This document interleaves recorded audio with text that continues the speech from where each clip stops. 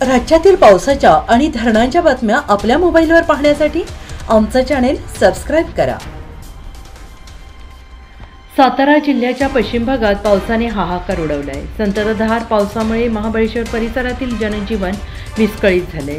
बीरमणी महाबळेश्वरकडे जाणारा पूल पाण्याखाली गेला आहे। दरम्यान 24 तासात कोयना धरणाच्या पाणीसाठ्यात 6 TMC न वाढ झाली आहे।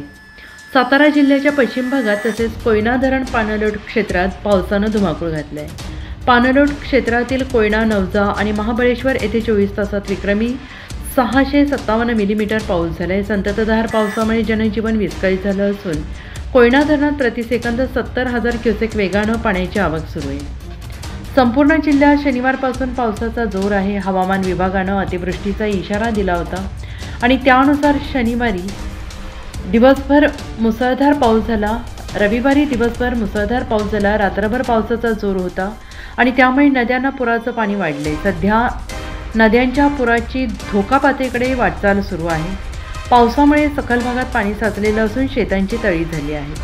संततधार पावसामुळे कोयना धरणात प्रतिसेकंद 70,000 क्युसेक वेगानं पाण्याची आवक सुरू आहे। त्यामुळे धरणातील पाणीसाठ्यात 24 तासात 6 TMC ने वाढ झाली आहे।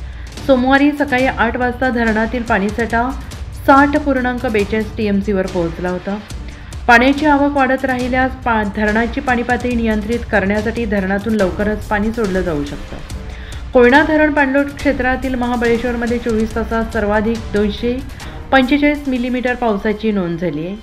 कोयना नगरमध्ये 176 मिलीमीटर आणि नवजा येथे 236 मिलीमीटर पाऊस झालाय। पाटण तालुक्यातील मराठवाडी आणि जावली तालुक्यातील महू धरणांच्या सांडव्यावरून पाणी वाहत असल्यानं नदीकाठच्या लोकांना प्रशासनाकडून सतर्कतेचा इशारा देण्यात आला आहे।